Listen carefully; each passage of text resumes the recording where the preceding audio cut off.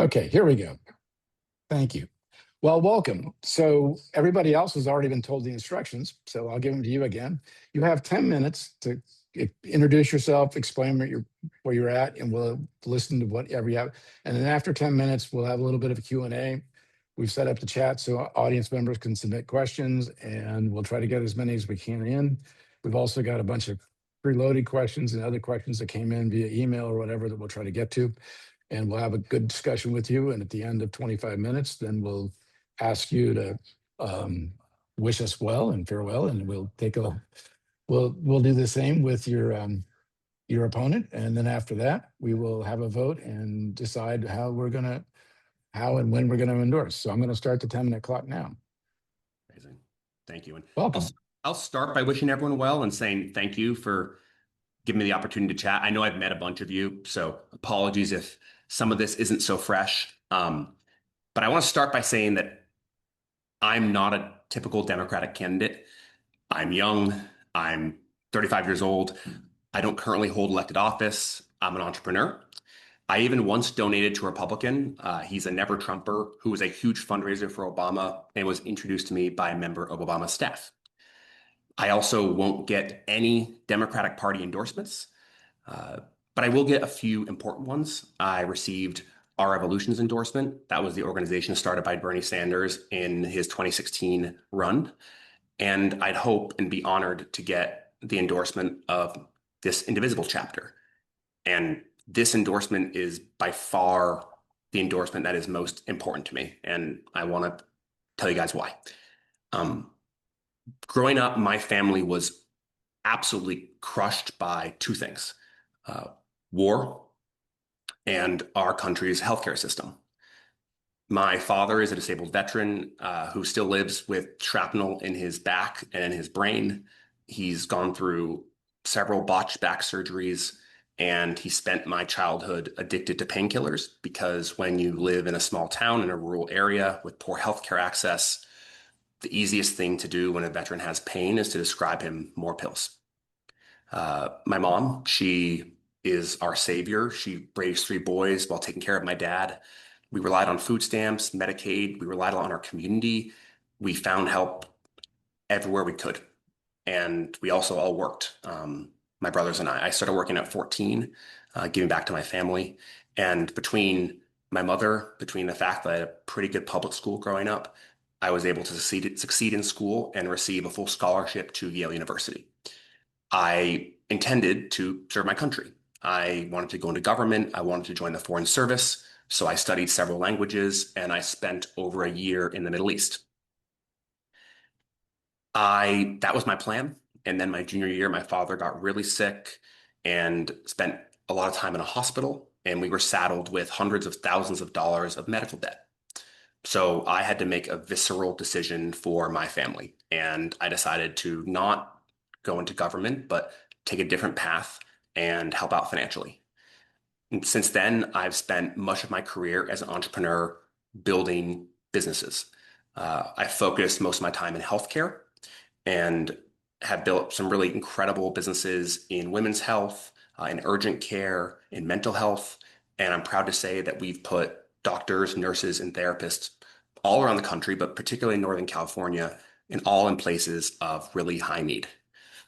In 2023, I advised the Biden administration because Obamacare was under threat. The second and third largest insurers on Obamacare had gone bankrupt, and they were seeing all this market turmoil and trying to figure out what to do. So I stepped in to help. I also started a nonprofit called the American Dream Institute, and we utilize technology. We utilize technology to cultivate left-wing voices. We collate the conversation and feed it back, and then we recruit left-wing voices to fight back against MAGA extremism online. That's an important mission to me personally.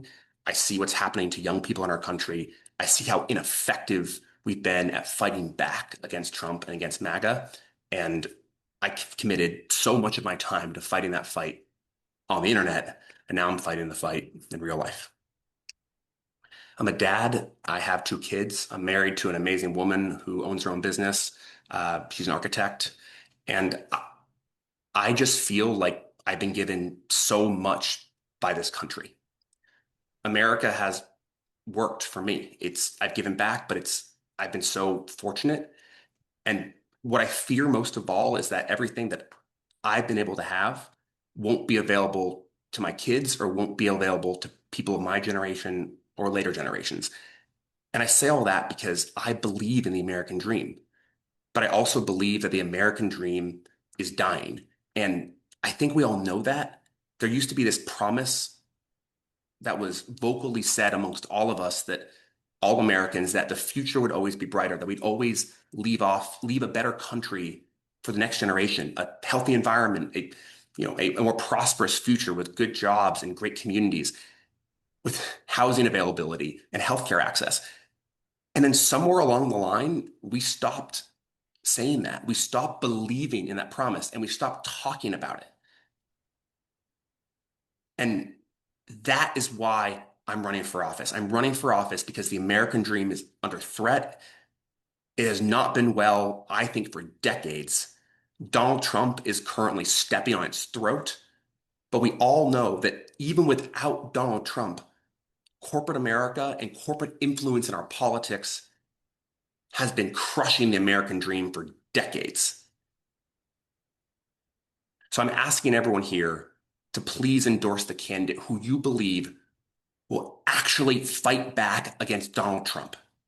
Not performatively, not through negotiation, but with every ounce of their body and all of their will, and will do anything it takes to stop his agenda.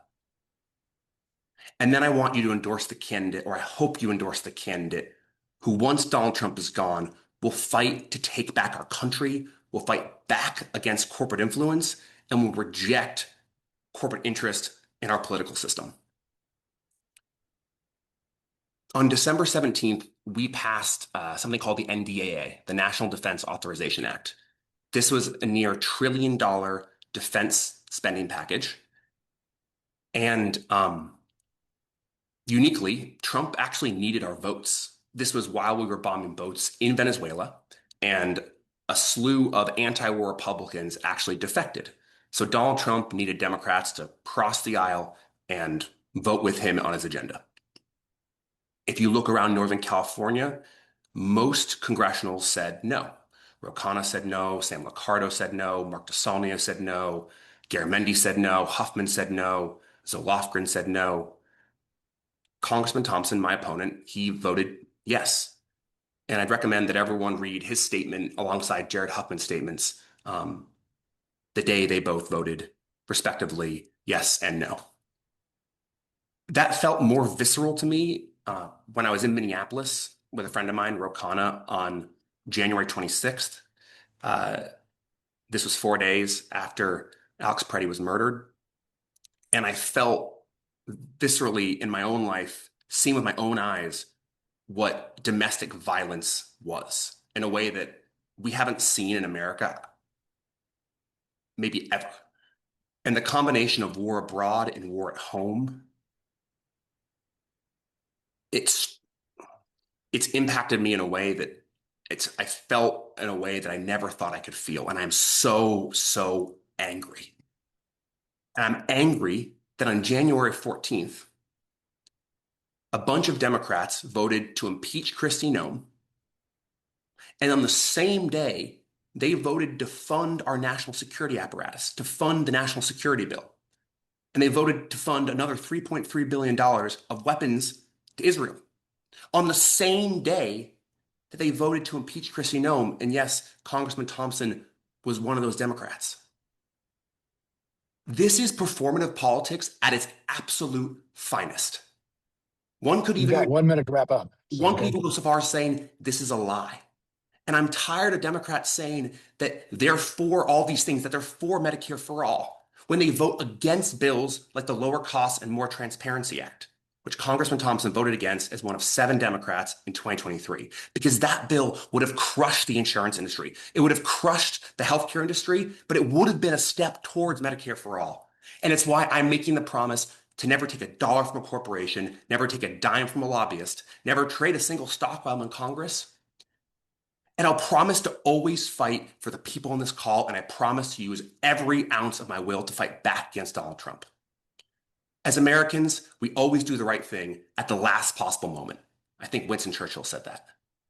Well, this is the last possible moment. Thank you. Thank you. Okay. Let me take a look at the chat and see if we've got some questions. So I'm going to open up with a very simple question.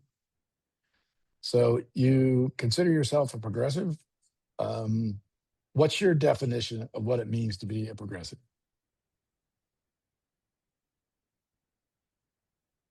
I believe that progressives should fight so that every day we should wake up and ask ourselves how to create more economic opportunity and more liberty for the most amount of Americans. How do we address wealth inequality head on so that we can have the American dream in our country? That's our litmus. Our litmus is to create a brighter future for everybody, not just a few, and to make sure that every day we are fighting for wealth equality, not driving for more wealth inequality. Okay. So when you say that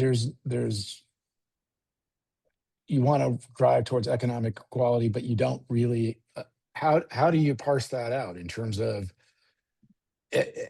the billionaires are doing quite fine in creating economic opportunities?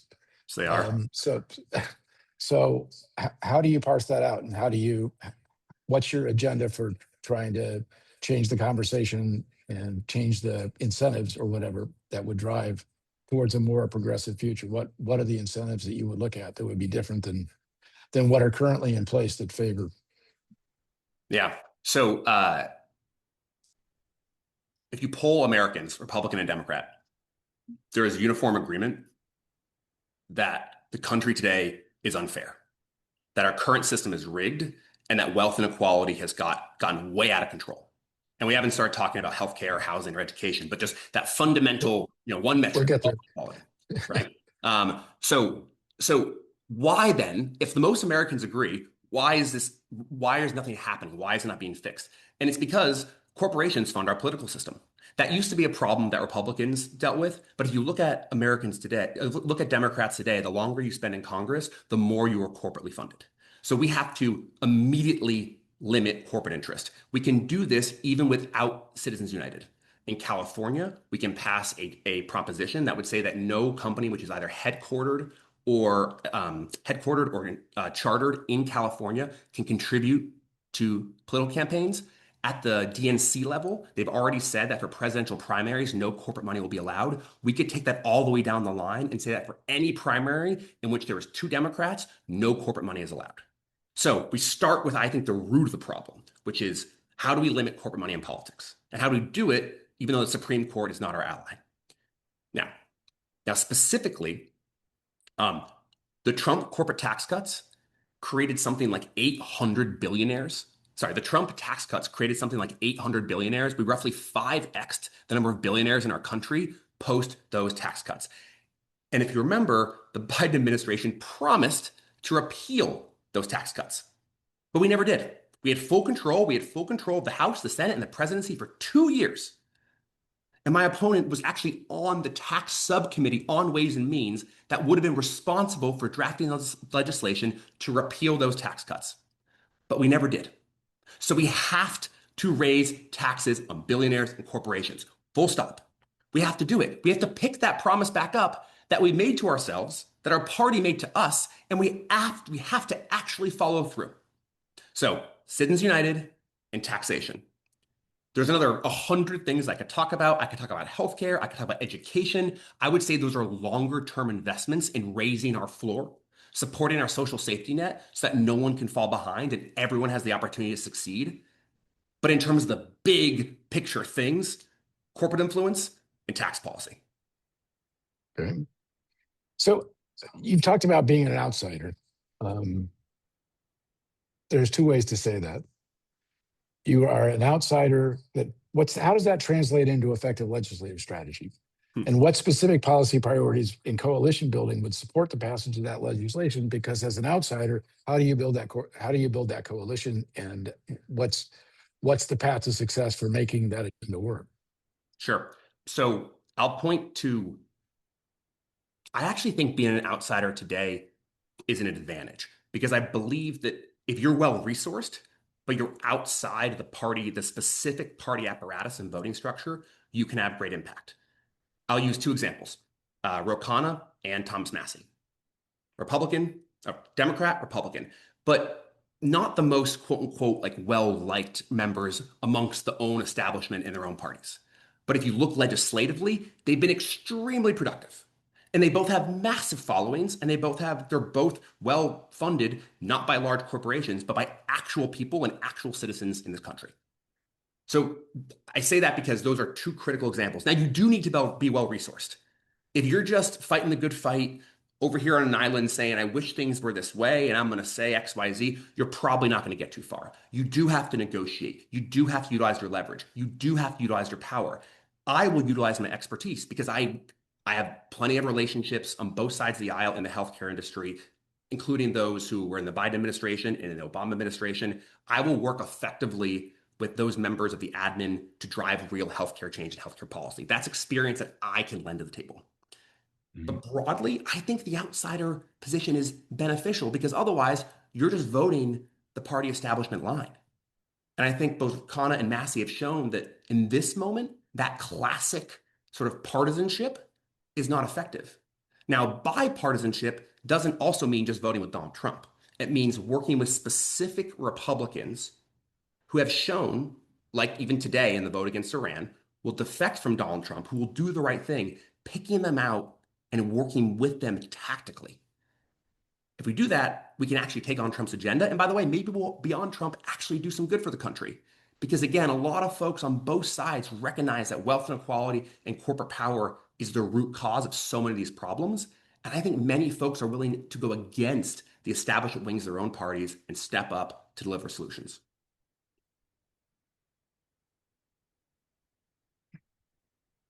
So if you're taking that and you talk about being a disruptor or whatever, so how would that produce a different outcome from the current leadership strategy? I mean, you've kind of articulated that, but I don't think you really said what's difference in that leadership leading a coalition that's potentially bipartisan, potentially has other people in it, but from below versus with from leadership. I'll start with the issues and Yep. who drives the issues. So to use, again, the Ro Khanna and Massie examples, Epstein files, right? Mm-hmm. That was not an issue that either party wanted to address. The war in Iran, the vote we had today.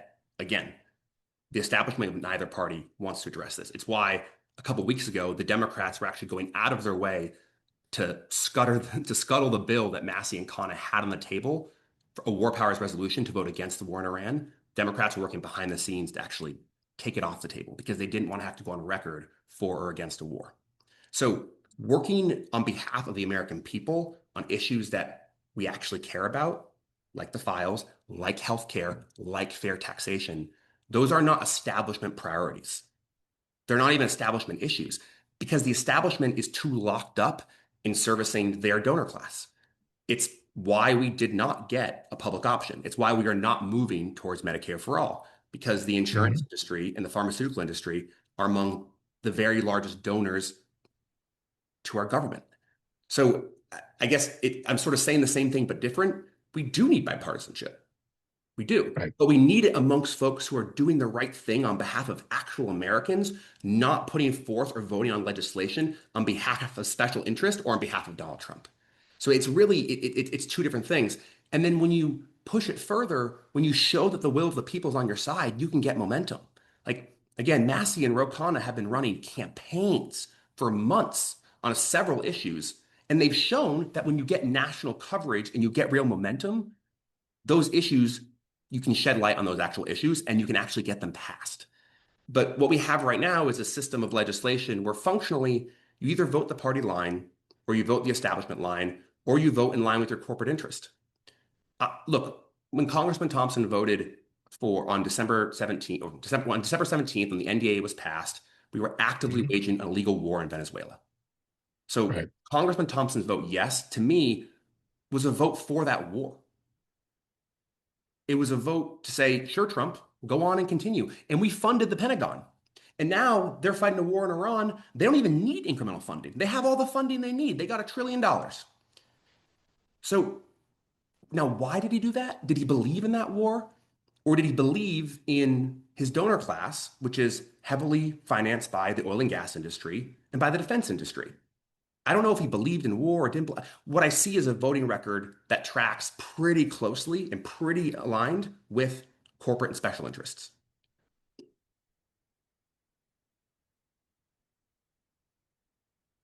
So the War Resolution Act that was voted on today was voted on pretty much straight down party line.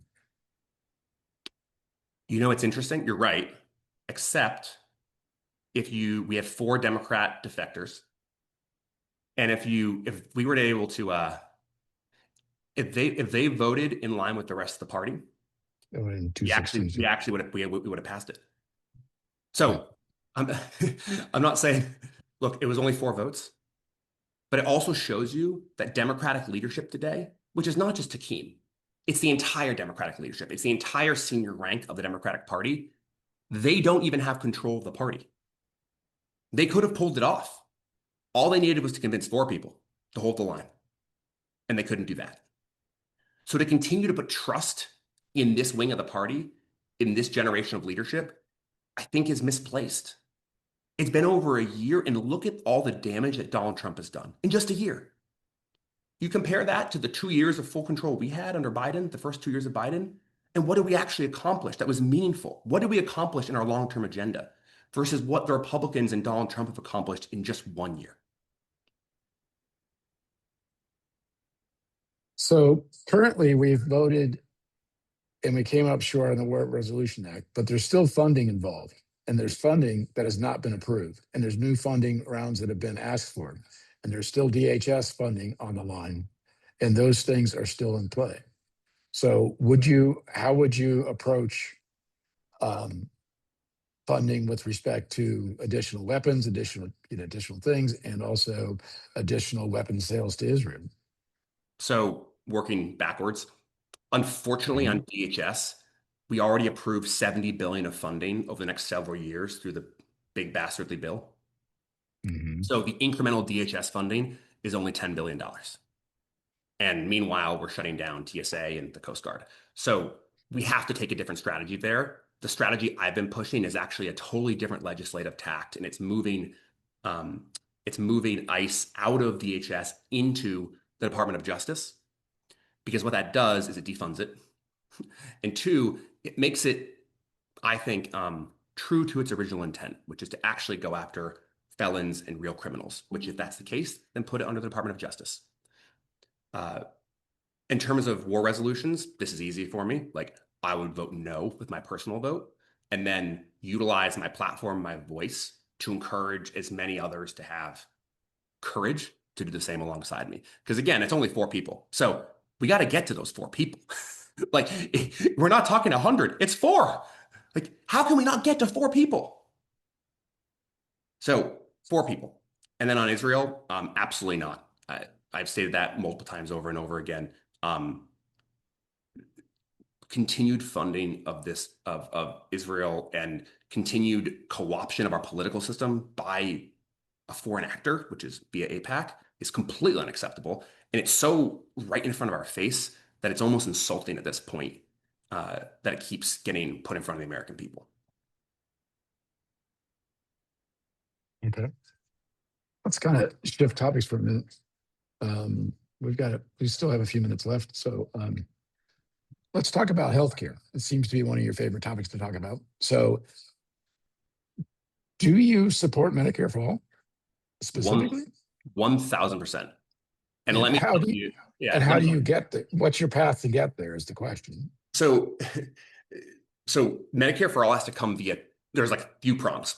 Prong 1, we have to limit the power of the healthcare industry, the pharmaceutical industry, and the insurance industry. So that comes via pressure.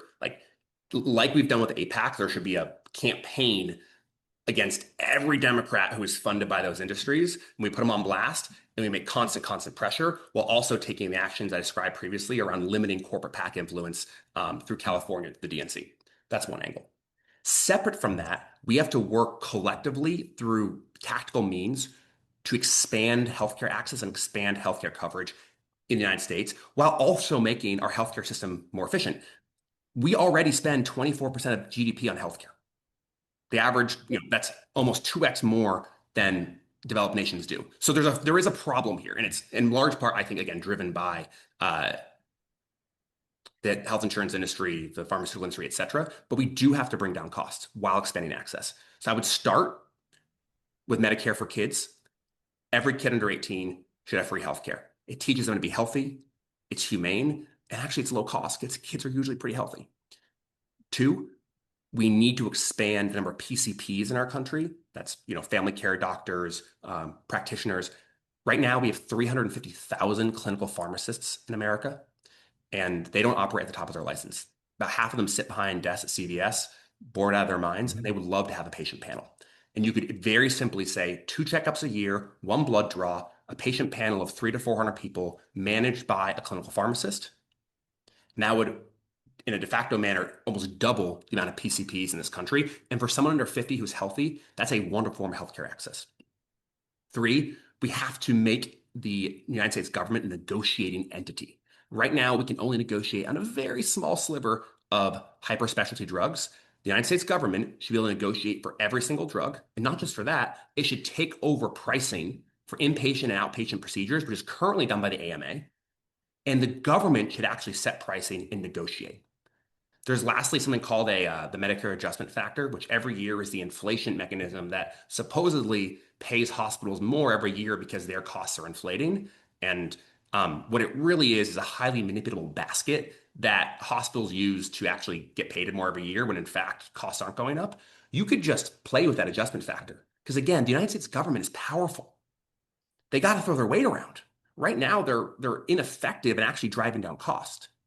And lastly, we have to improve, we have to increase, basically expand Medicaid.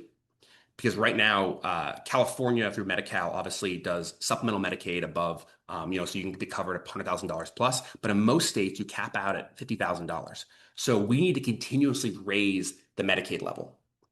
If we do those 4 things, we'll actually increase healthcare coverage, make people healthier, and lower costs.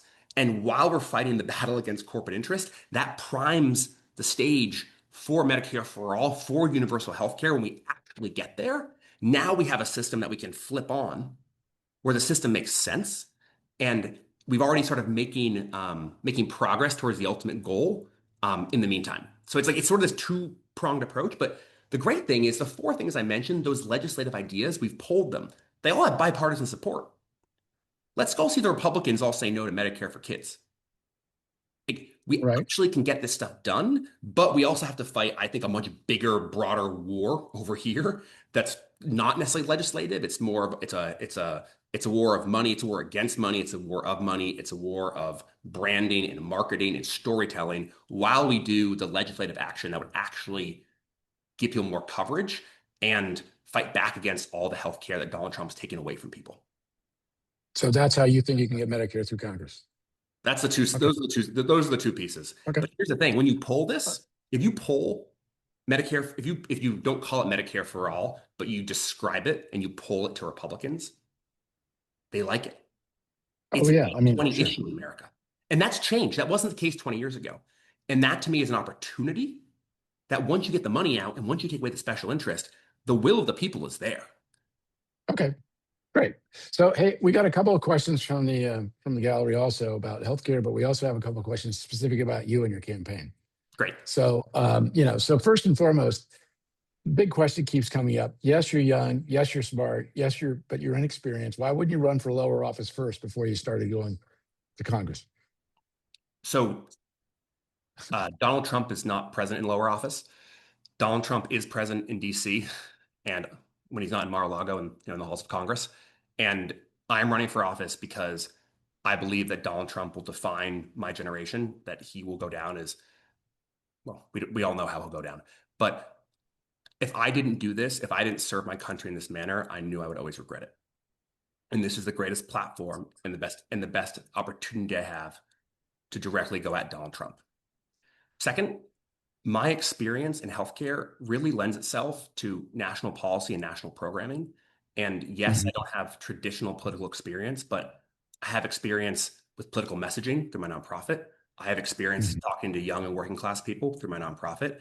I have experience raising money and coalition building. I have experience Mhm. negotiating. I know a lot of the actual practitioners and members of our healthcare ecosystem in DC. So again, that's something that I know I can be helpful on day one.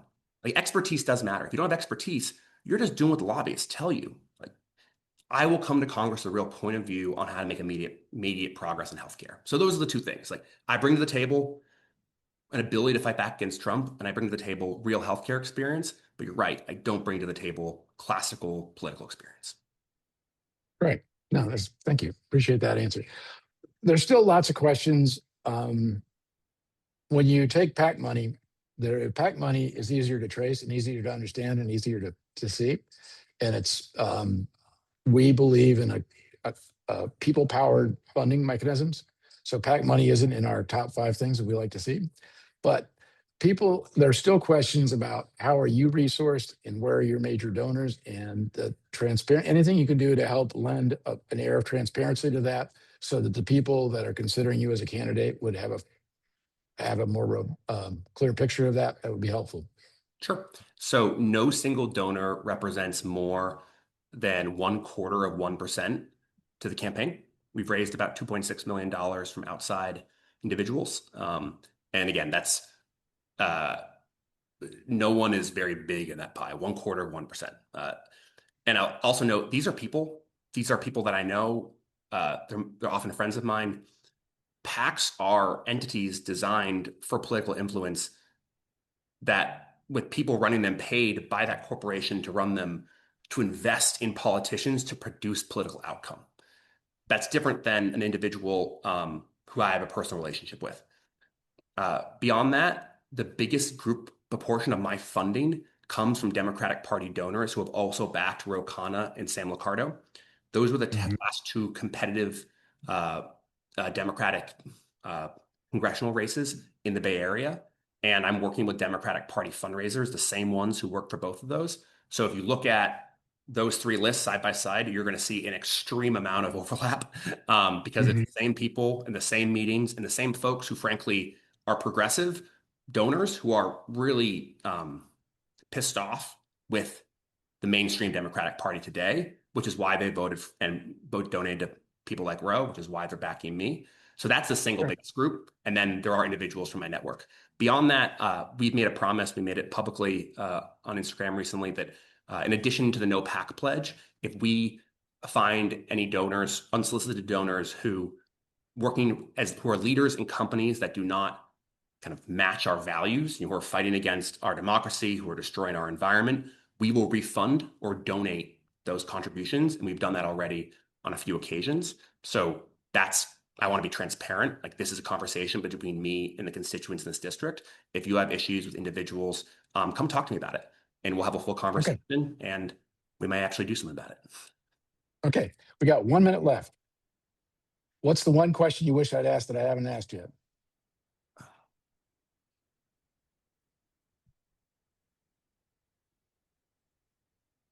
Hmm. You know, I think you guys hit it, but I think the biggest thing is just this is an exceptional moment. We're in an exceptional time, and I'm not a uh, normal candidate, but these are not normal times. And I think I'm being called to do this not because of any other reason in that I fear for my country. I come from a family of service. My mom became a nurse later in life because she believes that's her life calling. I grew up in a tiny home with a glass cabinet layered with war medals. And I say that not because I have any affinity for the military industrial complex, but because men in my family all believe that duty comes first. And I self describe as a patriot.